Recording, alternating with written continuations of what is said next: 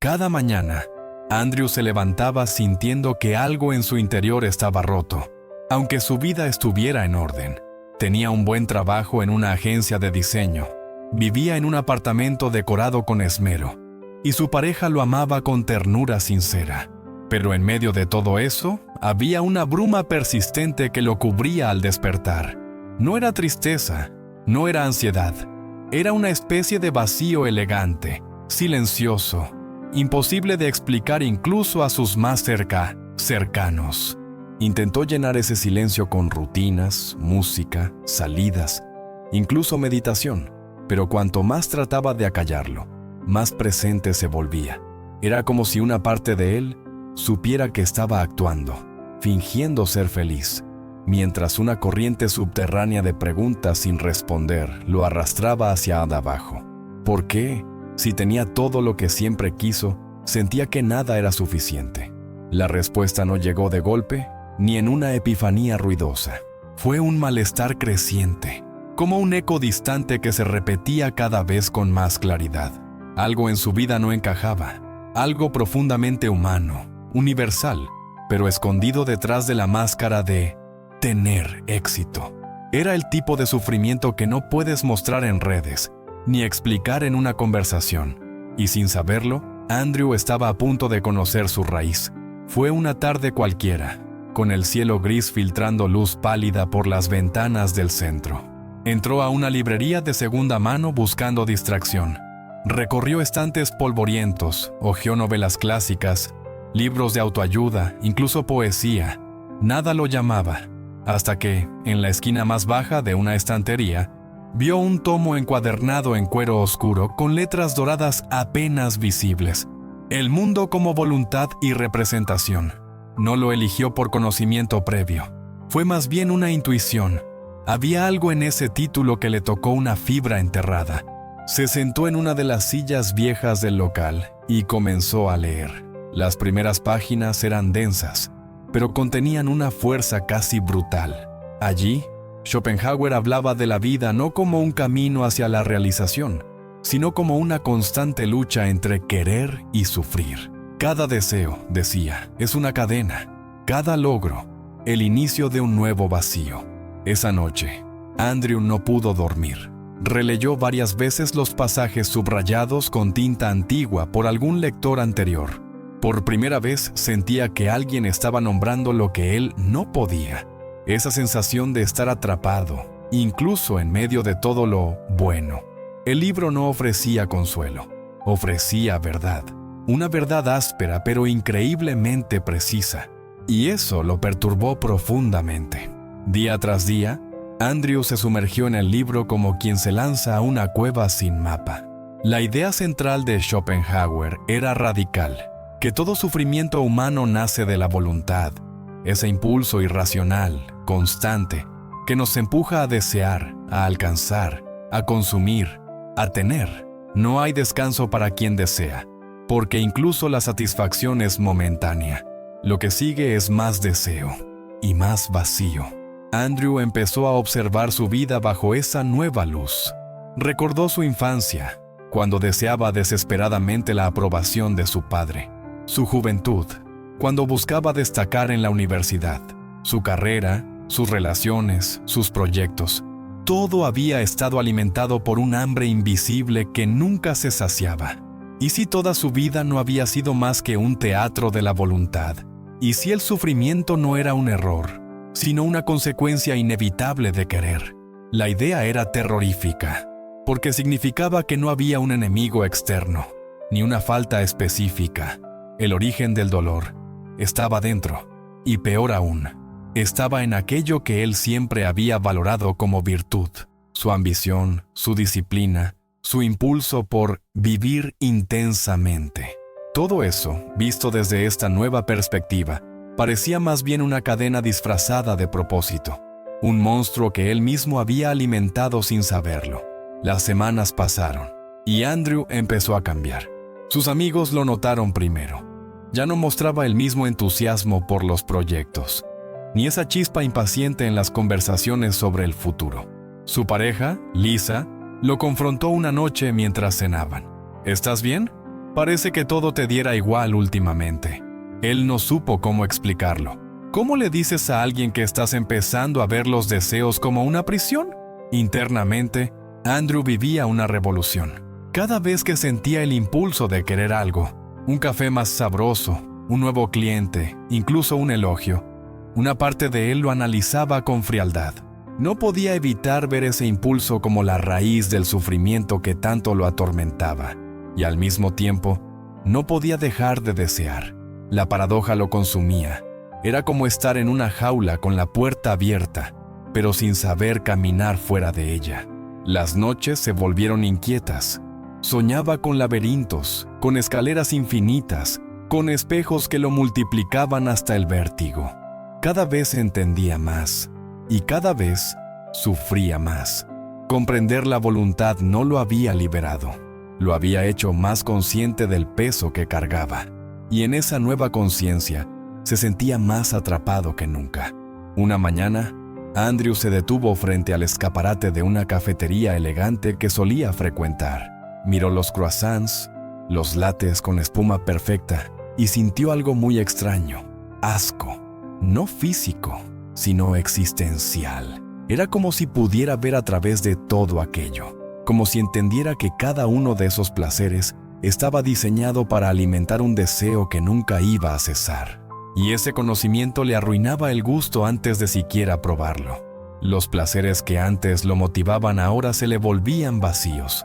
Salir a correr para liberar endorfinas, cocinar algo nuevo, planear una escapada de fin de semana.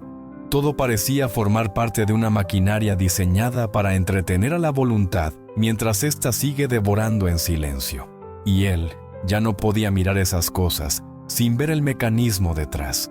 Era como haber descubierto el truco del mago y no poder volver a creer en la ilusión. Esa lucidez, lejos de darle paz, le trajo una forma nueva de sufrimiento, una más fría, más honda.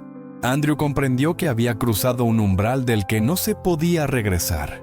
La voluntad no podía ser vencida por la lógica ni por la crítica.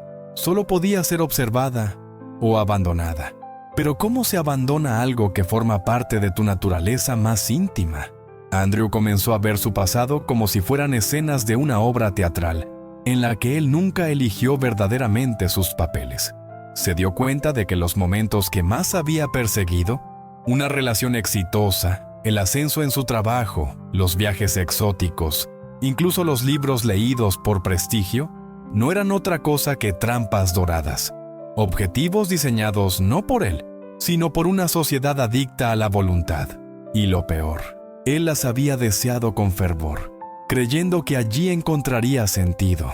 Fue entonces cuando experimentó una especie de desdoblamiento. Estaba él, el Andrew que actuaba, sonreía, hablaba en reuniones, respondía mensajes con eficiencia. Y luego, en lo más profundo, estaba el otro, el Andrew, que sabía que todo eso era una puesta en escena para mantener viva la voluntad, que gritaba en silencio cada vez que firmaba un nuevo contrato o hacía planes para el futuro. Era una fractura invisible, pero dolorosa. Los deseos no eran el problema por sí mismos, sino el hecho de que se renovaban infinitamente. Cada uno cumplido abría paso al siguiente, como una cinta de correr emocional, donde lo que parecía progreso era solo repetición con disfraces distintos. Andrew entendía, con una mezcla de tristeza y terror, que toda su vida había sido un intento desesperado de escapar del sufrimiento, alimentando justamente su raíz. El cambio no fue dramático, pero sí profundo. Andrew comenzó a renunciar. Primero, dejó de aceptar proyectos nuevos en el trabajo. Luego, vendió su auto y caminaba a todas partes. Después, cerró sus cuentas en redes sociales sin previo aviso. Lisa, su pareja, lo miraba cada vez con más desconcierto, como si no pudiera reconocer al hombre que una vez había amado por su pasión y ambición. ¿Estás bien?, preguntaba, y él respondía, «Estoy despertando». No era una renuncia por desesperación, era una renuncia lúcida, voluntaria. Andrew entendía que debía soltar, una por una, las amarras que lo mantenían atado a la voluntad constante de querer más. En su lugar, Buscaba simplemente estar, respirar, sentarse a observar el mundo sin intervenir, sin conquistar, sin manipular. Era extrañamente difícil. El impulso de hacer algo útil aún lo visitaba cada día, como un reflejo condicionado que tardaba en desaparecer. Pero en medio del vacío que se abría tras cada renuncia, había algo nuevo, una calma espesa, desconocida, una presencia silenciosa, casi mineral. No era felicidad, pero tampoco dolor. Era como si al apagar el ruido del querer, pudiera por fin escuchar el sonido sutil de la existencia misma.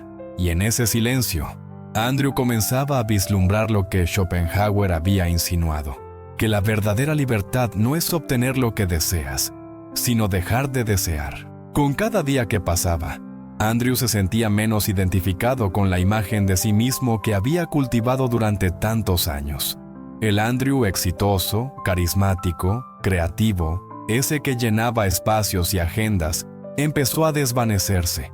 A veces, miraba su reflejo en el espejo y no reconocía del todo al hombre que lo devolvía la mirada. Era como presenciar una muerte lenta, íntima, sin ceremonia, pero era su propia muerte simbólica. Las personas a su alrededor comenzaban a alejarse. Algunos amigos lo invitaban menos, otros simplemente dejaban de escribir. En una cena familiar, su hermana le preguntó si estaba deprimido. «No, estoy despierto», respondió, sabiendo que nadie allí podía entender lo que eso significaba. Incluso Lisa, que había intentado acompañarlo, le confesó una noche que ya no sabía cómo amarlo así. Fue una despedida silenciosa, como las cosas que ya no necesitan explicación. Andrew no sintió odio ni tristeza. Sintió vacío, sí, pero también aceptación. Había querido tanto ser alguien, y ahora estaba aprendiendo a no ser. Cada identidad que soltaba dejaba un espacio en blanco, y aunque al principio ese vacío dolía, luego se volvía liviano. Como si al dejar de sostener el yo, algo más, algo real, anterior incluso a su nombre, pudiera emerger desde el fondo de su ser. Por primera vez en su vida, Andrew no tenía metas, no planificaba el próximo paso, ni revisaba listas de pendientes, ni pensaba en escalar posiciones. Al principio, eso le generaba ansiedad. El impulso de aprovechar el tiempo seguía apareciendo como un reflejo antiguo, pero luego, esa ansiedad también fue cediendo, y lo que quedó fue una paz profunda, pero inquietante, como si estuviera flotando en un océano sin orillas ni fondo. El mundo seguía girando. Afuera, las personas corrían, compraban, discutían, reían, competían, y él simplemente observaba. A veces se preguntaba si se había vuelto un extraño entre los vivos, pero no era insensibilidad, era un tipo distinto de conciencia. Empezaba a comprender que el desapego no es indiferencia, sino libertad. Ya no necesitaba controlar lo que sucedía, ni buscar sentido en todo. Simplemente estaba presente. En esa nueva vida sin guiones, Andrew descubría lo que era ver un árbol sin querer fotografiarlo, o escuchar una conversación sin la urgencia de opinar. No era una vida espectacular ni excitante, pero sí era una vida real, una vida sin el ruido de la voluntad, una vida que, en su silencio, empezaba a mostrar una belleza que antes, en medio del deseo, había sido completamente invisible. Pero todo tiene un precio, la lucidez también. Andrew lo descubrió una mañana al hablar con su madre por teléfono. Ella le contaba entusiasmada sobre un nuevo emprendimiento, esperando el mismo apoyo de siempre. Pero él solo escuchaba, sin entusiasmo, sin condena. Ella lo sintió. «¿Por qué hablas como si ya nada importara?», le preguntó con voz herida. Y Andrew no supo qué responder sin romperle el corazón. La lucidez, entendió, te separa, no por arrogancia, sino por distancia ontológica. Empiezas a ver las cosas desde un lugar donde pocos están dispuestos a mirar, y desde allí, todo se siente más limpio, más claro, pero también más solo. No porque los demás estén mal, sino porque tú ya no deseas lo mismo, y eso te vuelve invisible para los que aún están dentro del juego. Andrew aceptó ese precio. Sabía que no podía volver, que esa comprensión radical sobre la voluntad y el sufrimiento lo había transformado para siempre. Pero también sabía algo más, que esa misma lucidez, aunque dolorosa, era el primer paso hacia una vida verdadera. Una vida donde ya no se persigue la felicidad como una zanahoria colgante, sino que se habita el presente con la dignidad silenciosa de quien ya no necesita correr,